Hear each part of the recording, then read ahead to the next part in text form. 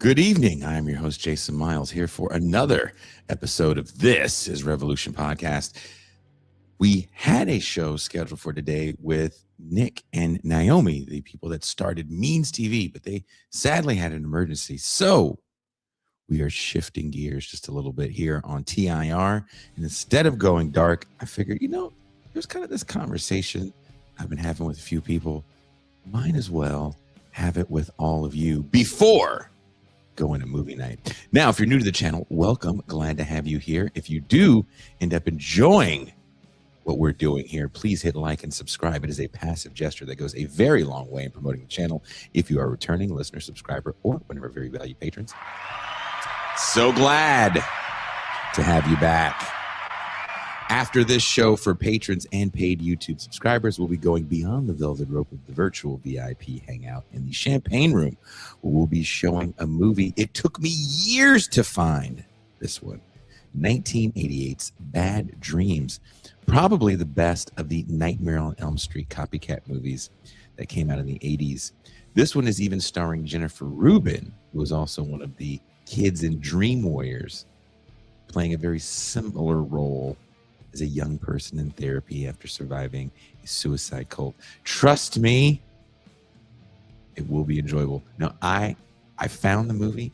I haven't watched it since I saw it on cable as a young person, probably like 1989. So it's been a minute, so I don't remember anything from the movie. So if it's your first time, it'll be like it's my first time. Now, if you'd like to become a part of the TIR Patreon crew and join us for movie nights and champagne rooms, well, there are a couple of easy ways you can become a patron or a paid YouTube subscriber. Your donation makes sure that TIR can continue to stay on air and bring you programming such as this. $3 a month or a one-time payment of $30 for the year is all it takes. You get not only access to the Champagne Room, you also get the Crisis Papers, because I don't publish them all on Substack, and our weekly TIR newsletter.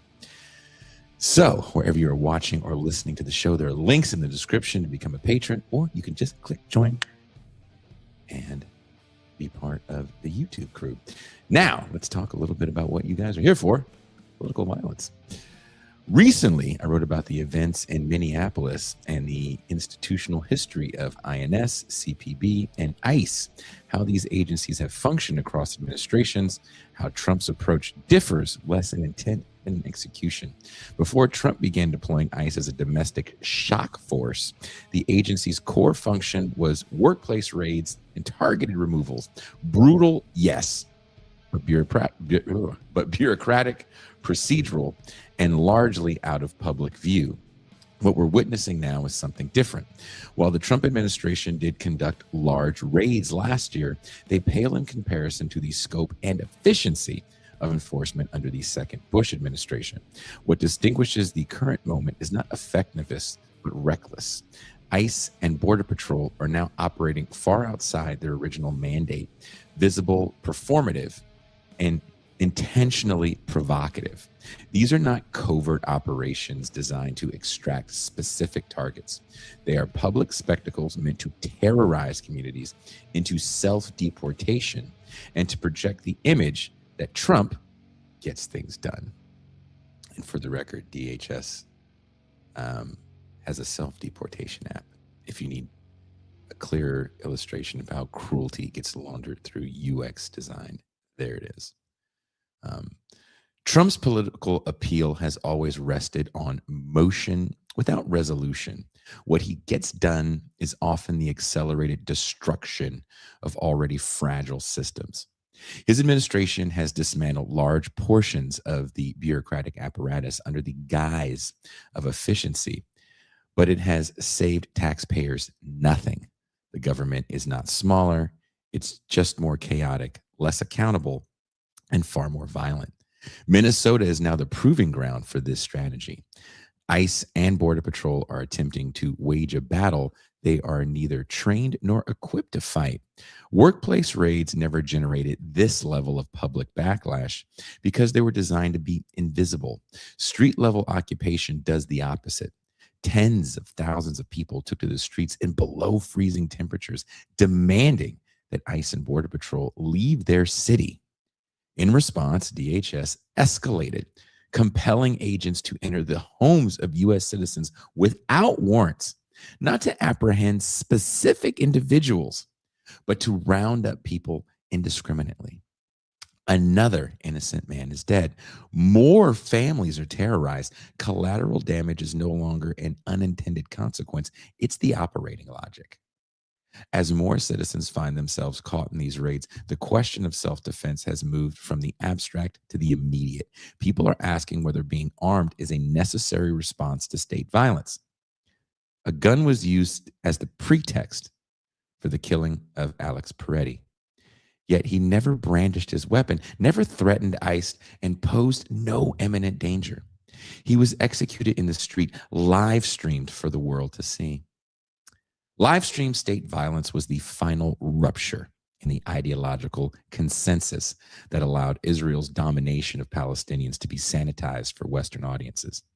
It is possible that live streaming ICE atrocities will similarly force Trump to retreat, not out of morality, but out of political expedience as he moves on to his next crisis, which raises the harder question. Is this the moment when being armed offers protection or simply provides the state with a justification? To have this discussion with me, I have my very good friend, Deep State Cuba. Hello, everyone. At the very least, you can open carry in the champagne room. That's for the patrons. That would be uncomfortable. I remember the first time I was in an open carry state that I really noticed it.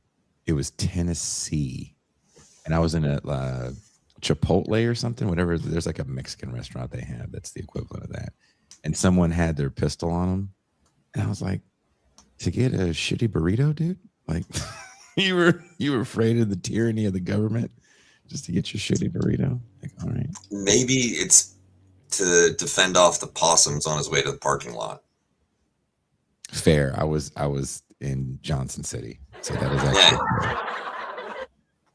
It might be a functional item, right? But yes, there's a very different attitude towards firearms. That's one thing that a lot of people whose formative experience has been in blue states and in families without any tradition of hunting or any military background.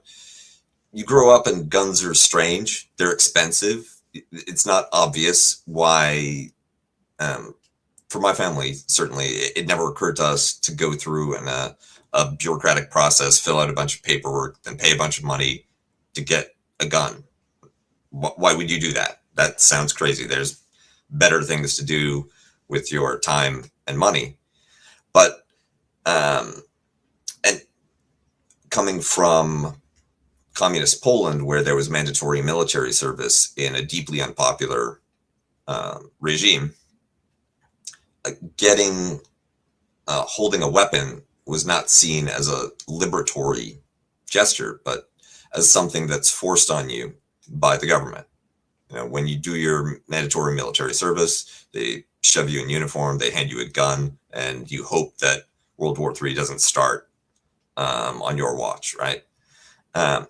So for me, the idea of firearms ownership at all, and especially the idea of open carry, even that's alien even to some places which do have deep cultures of citizen militias and almost universal gun ownership. For instance, Switzerland, Finland, their firearms ownership is actually pretty widespread because of the mandatory military service and the size of their reserves.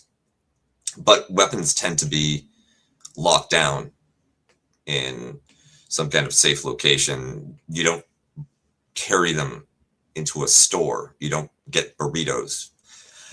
But in, some people live in Deadwood, right? That's true. And the reality is gun ownership and violence don't necessarily overlap. Some people, there's some areas where they go hand in hand with um, relatively peaceful day-to-day socialization. But in theory, the whole Second Amendment narrative has been to try to open up and destigmatize open carry, the presence of firearms in public for use against, random spree shooters, lone gunman type terrorists, the so-called bad guy with a gun, but also for situations like this, right? A tyrannical state is overreaching, and that's why you have guns. And as long as you don't need them, they're sitting right there, responsible gun owner, registration, et cetera, et cetera. But we're seeing what can happen when those rights are actually exercised.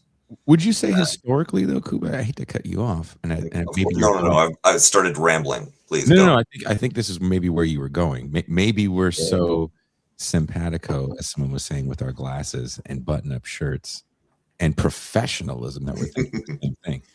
When I think about state overreach, I think about my lifetime, and as I'm coming of age, watching way too much news, which was I don't know if it was geared towards people my age when I was like 14, 15 years old, but there were shows like Current Affairs and Hard Copy. I'd been watching Geraldo since I was like 8 or 9. Like I actually watched the Al Capone's Vaults episode. I remember it. There was that very specific kind of genre straddling news and entertainment, but it hadn't gone to just provocation and hate speech. It was very interesting. It was getting there, right? Bill O'Reilly was still reading the news, right? He didn't have an opinion about it. He was just reading it. Remember the joke you said before when you're doing it live, like that was the doing it. But I remember Waco. Yes. Ruby Ridge, more so Waco. And as I've gotten older, the more I've learned about Waco, it really does. All the violence I remember the government stopping when I was young, and what they still actually are active in trying to stop is usually white supremacist militia violence. So anytime people are stockpiling weapons, there's always an insider. Eamon Bundy. Eamon Bundy, that was pretty recent. And it felt like something of a throwback when it was happening. Yeah. And the way that it was handled as well, because this guy was a serial sort of occupier and an activist. He was he was kind of like a right-wing Antifa, and which I don't mean he was a fascist, just this sort of right Western style anarchist, libertarian, like an actual libertarian. I'd be curious to know his take on what happened in Minneapolis. Remember, he was kind of with the BLM crowd for a while. Yeah, he definitely had I guess he was Marjorie Taylor Greene before Marjorie Taylor Greene, right? And yeah, every once in a while, apparently this happens, and it really should be celebrated more, but it just feels so deeply unnatural. It's like you're the Jewish space laser woman. You're the guy who takes over wildlife preserves. You know, why you and not some Republican normie congressperson, right? In any case, yes, there was this very strong association that the people who are stockpiling weapons, the whole survivalist culture, everything around the expectation that you were going to have a showdown with the big bad federal government tended to be right coded. A lot of it was white supremacist, and certainly not, at that point too, when we were growing up, the socialist left was was essentially cultural. Very academic. Yes, very cultural. Yes. Very academic and very for a certain type of person.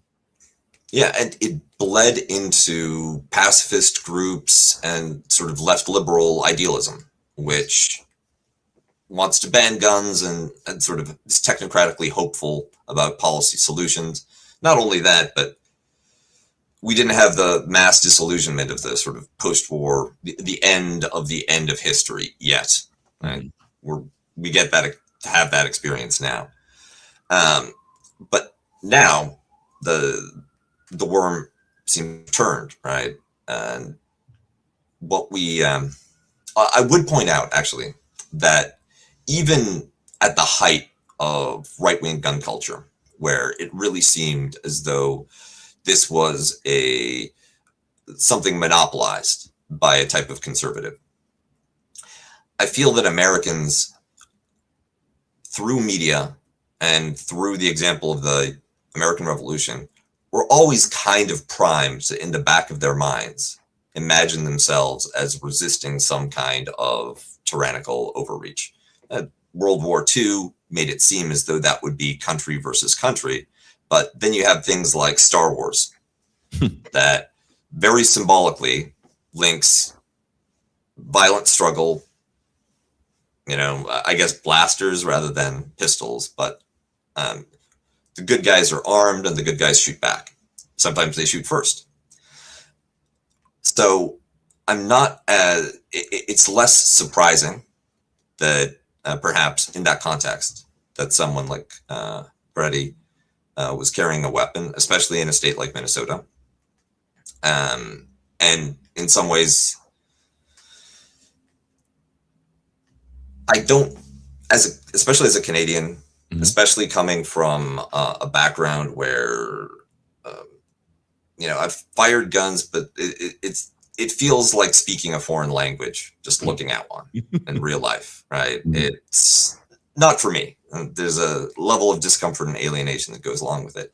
I don't feel like I'm very well positioned to evaluate or recommend or say anything about whether people should or should not have weapons in the American context. And I wish that you had picked a somewhat less provocative title for this episode because you're essentially. Well, did you like the thumbnail with the one battle after another? Well, it's interesting because it feels like we're seeing one battle after another. And I don't know how much of this was just simpatico and how much of it had to do with some kind of prescience on the part of the creative team. The same could be said of Andor, right? That in this moment, stories about left-wing and liberatory rebellious movements, revolutionary movements, that this is something that's penetrating into the popular culture. And there seems to be a feedback loop, right, between some of where the seriousness that some people are taking, the threat to American democracy represented by Donald Trump, and what you see in the newest sort of gritty realism of the rebellion media. Do you think I had a friend who does not live in Minneapolis and saw the Preddy shooting and kind of lost their shit a little bit, and this person is not good with firearms. There's probably some appliances I wouldn't have them around, and they were like, "I think I should get a gun." I was like, "I don't think you should. I think it's going to get used on you, and it's not going to be good for you." But that's that person. That is not a message for everyone. But what we're seeing is a little different than the Black Panthers at the California State Capitol. This is kind of an average citizen not bothered. If they don't grab him, they don't know he has a weapon on him. everything we're seeing is just so different than what we've usually seen. Because first of all, we've never really seen ICE operate, because usually it's almost like drug busts, right?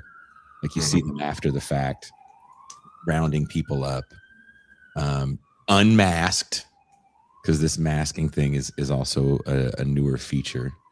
And now we're seeing them just kind of walk around suburban neighborhoods in an extremely white state like Minnesota, and just harassing everyone they can.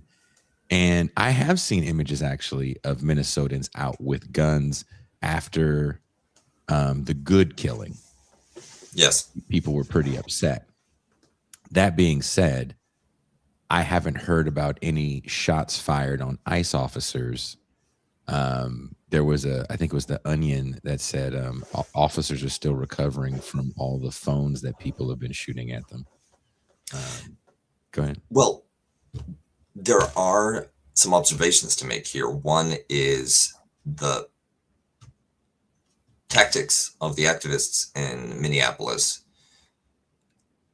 They come at a serious human cost, because the headlines come with killings, but there's people beaten, people arrested, all kinds of trauma inflicted on people's lives that are U.S. citizens that are protesting, that are just swept up in the dragnet, that whatever their status in the United States, they're being subject to brutalization, conditions in ICE detention.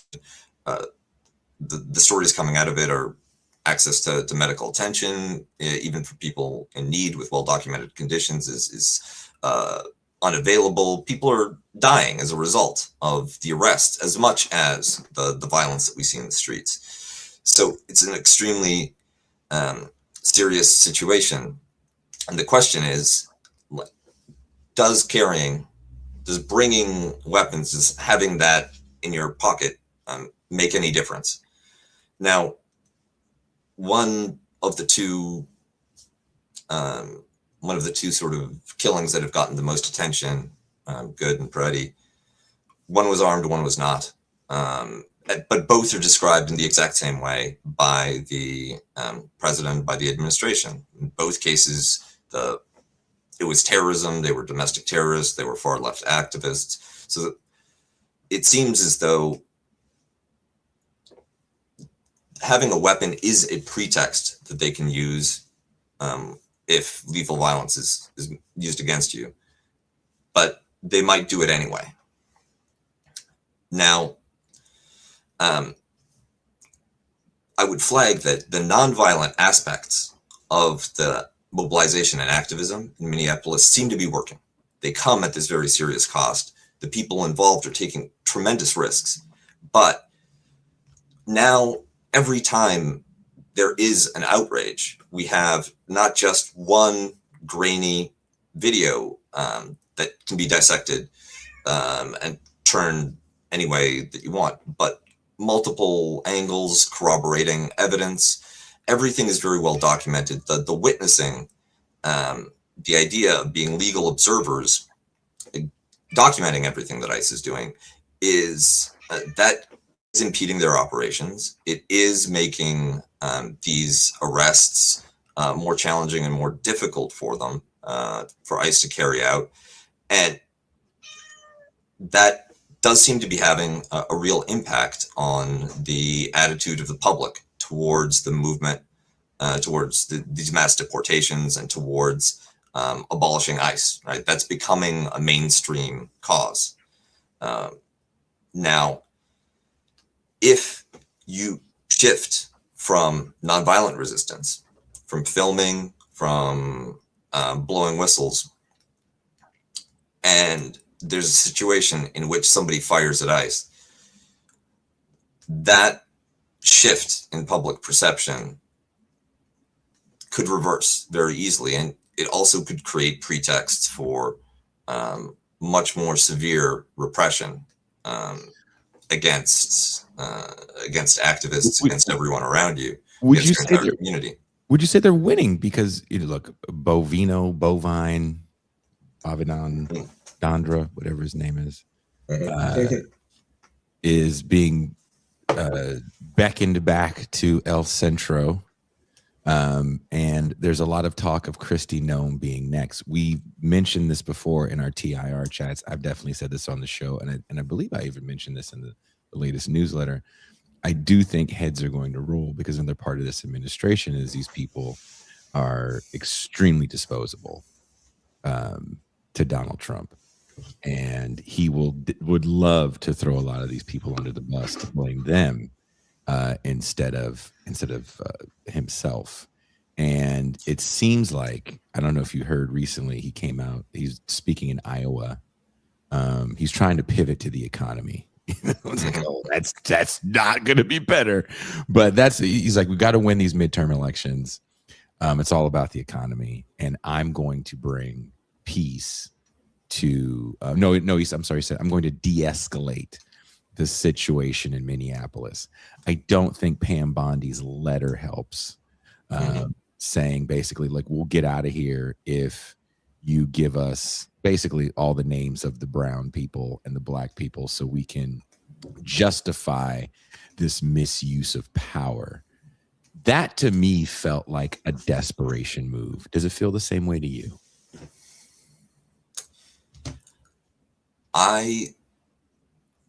I said that those tactics were effective. I would not characterize the situation right now as winning. Mm-hmm. So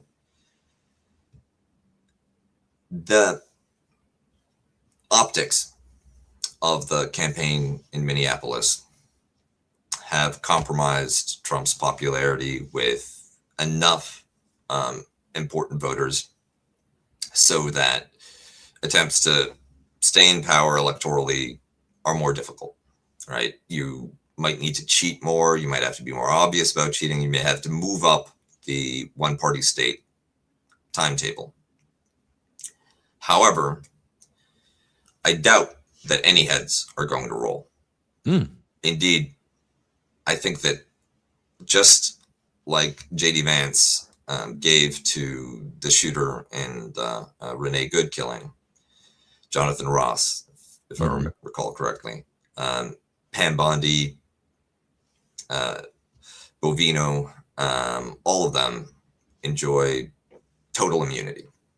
And getting rid of them, forcing anybody to accept consequences for carrying out Trump's policies, that is actually something that Trump will not do. Consequences are for people who defy him, not for people who might have gone too far in trying to serve his agenda. If he had the power, for instance, to insulate Rudy Giuliani, I think he would have, because not so much out of a commitment to loyalty, but because being forced to dispose of individuals whose track record is one of perfect loyalty makes you look weak. And Trump cannot look weak, especially in the face of a mouthy lesbian and a male nurse, right? These are people that should know their place, and if they get out of line, they should be easy to grind underfoot. They're not going to have a legacy. They're not going to have, they're not going to be avenged from beyond the grave, right?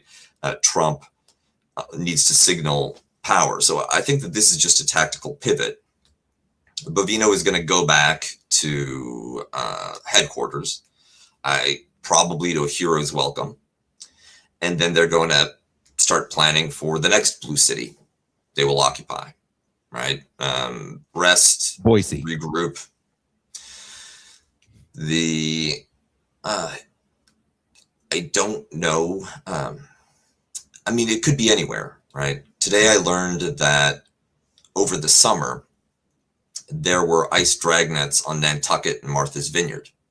Mm-hmm. You know, if anywhere should be insulated, it should be these billionaire retreats, right? The people being rounded up presumably either work for or are personally known to people with so much money that they assumed that their entire world was untouchable. And yet they rounded up 36 people.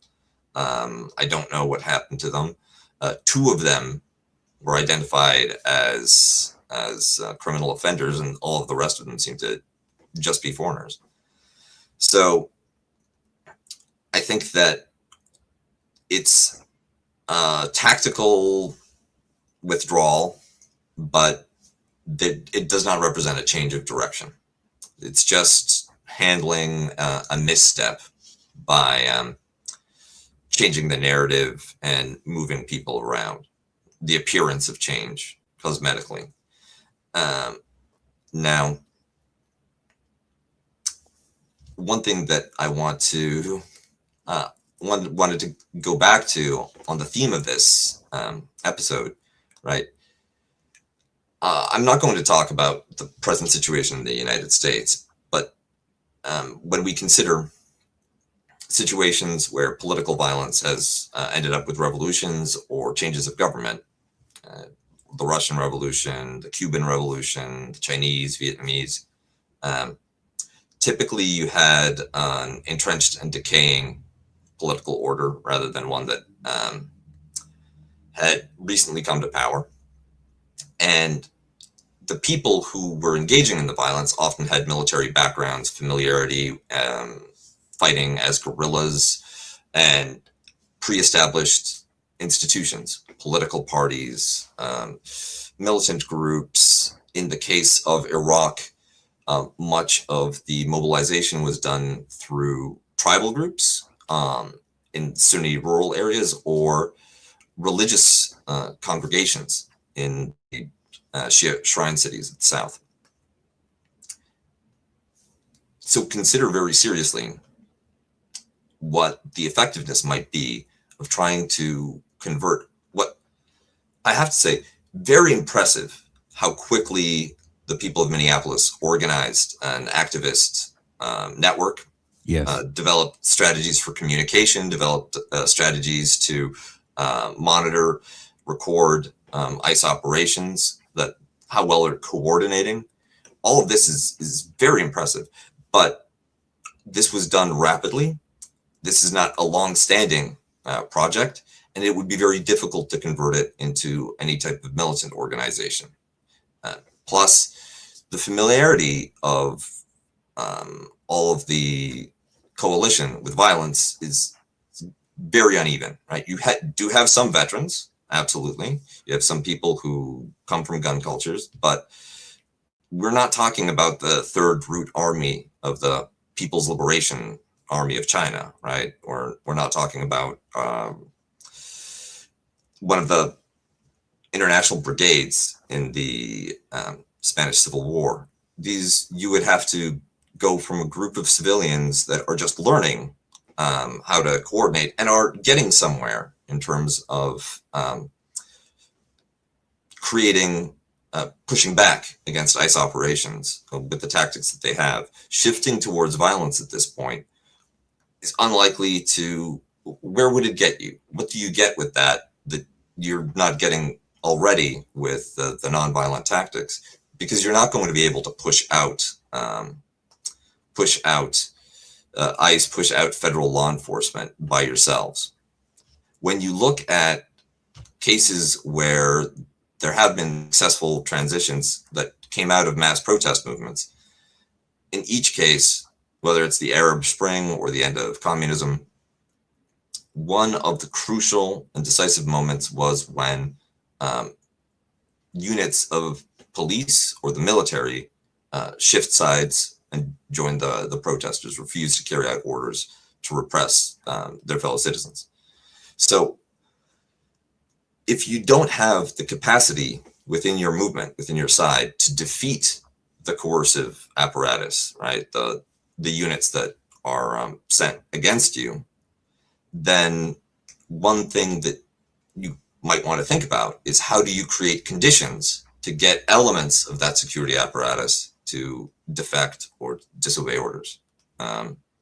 And the people of Minneapolis are beginning to create the conditions where, for instance, there might be a confrontation between the National Guard, local police, and ICE, right? There's a wedge between them. As Ryan Grimm pointed out, what right-wing coalition exists without police?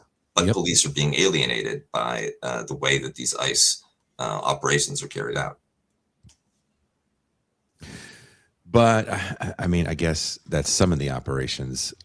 When are we going to see? And I guess I'll leave with this because we're going to end this pretty quickly.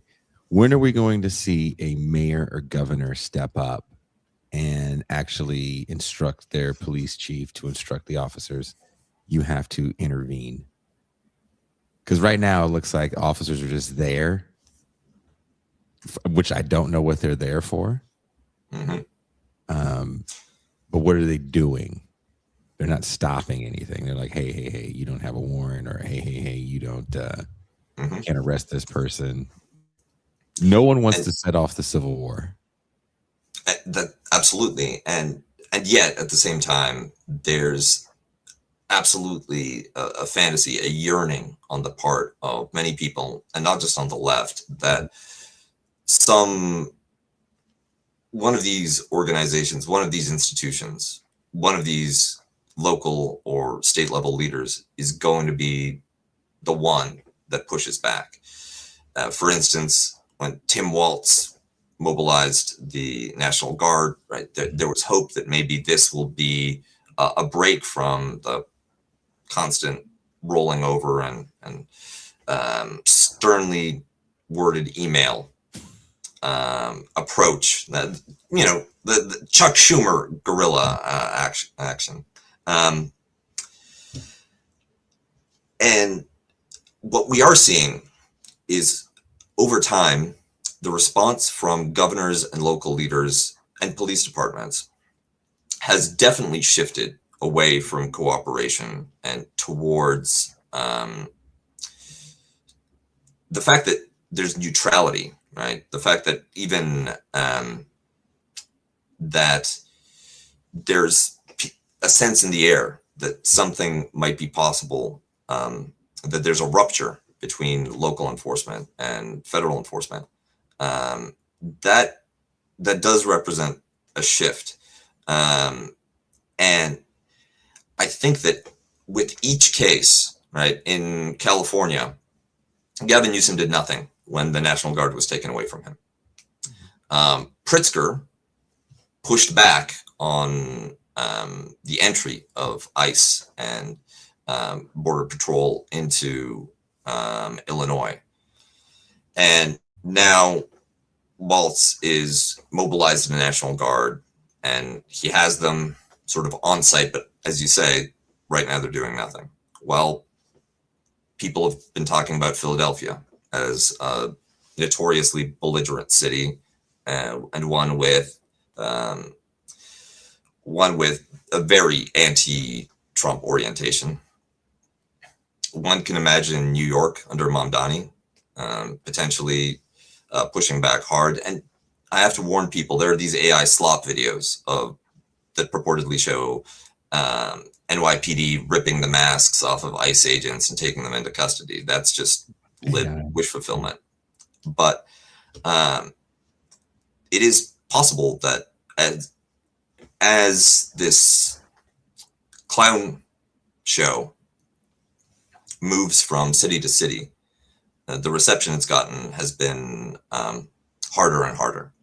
Mm-hmm. Apart from the local government and local and state law enforcement, also activists are learning how to organize, how to mobilize. Everyone is paying attention to what the protesters are doing in Minneapolis, and that groups are preparing for similar confrontations all over the country. So you might have a situation where the forcing mechanism is better organized, disciplined, activists pushing back, and it will unfortunately likely take the form of the martyrdom of more people like Good and Peretti. But that providing the spine for police, mayors, governors to move from the Chuck Schumer camp to something more severe, a willingness to lead to an armed confrontation or a standoff and trigger a constitutional crisis, because that's what it would entail. nobody wants to trigger one. Everyone's worried about what happens, because then the Republicans have been behaving as though there's no restrictions, that authoritarianism is already here. And Democrats have been hoping that by maintaining some of the restrictions, some of the normal operation of society, that they can try to limit how far the Republicans go. But we're seeing that judicial intervention on the part of federal prosecutors, federal judges, not prosecutors, federal judges, state leaders, gets overridden at the Supreme Court. So I think that eventually there will be a moment where a constitutional crisis erupts, and the question will be decided one way or another through a confrontation. But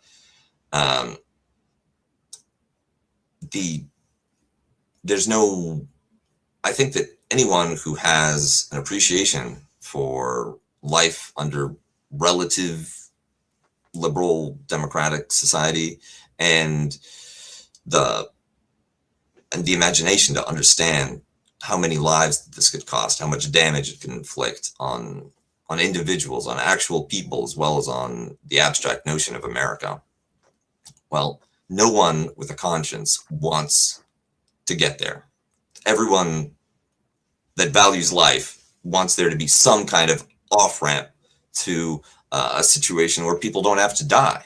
Yeah. But as long as in ICE operations, people are dying, people are getting killed on the street, and people are being taken into an inhumane archipelago of gulag deportation facilities, then that distance towards a willingness to accept the risk of a constitutional meltdown gets less and less and less. Well, Cuba always with the good news. That's what you pay me the no bucks for. The big buck. You still haven't gotten your headphones from Ben, huh? You're supposed to mail them.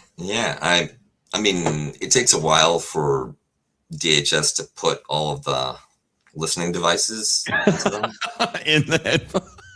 Yeah, exactly. Plus, I'm told that I'm getting an upgrade to the model where they have the Havana syndrome sonic devices built in, so they just broadcast straight into your brain, like pow. Your eyes pop. Well, I don't think they'll be able to do it with these because they're bootleg from Mexico. So take that. You're right.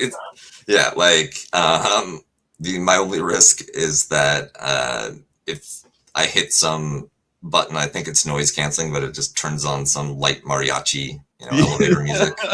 Yeah, what's that guy's name that everybody? This is the whole tone, right? Reggae tone, just all of a sudden, like what the fuck? Well, thank you, Cuba, and have a good rest of your evening, and be safe on your journeys.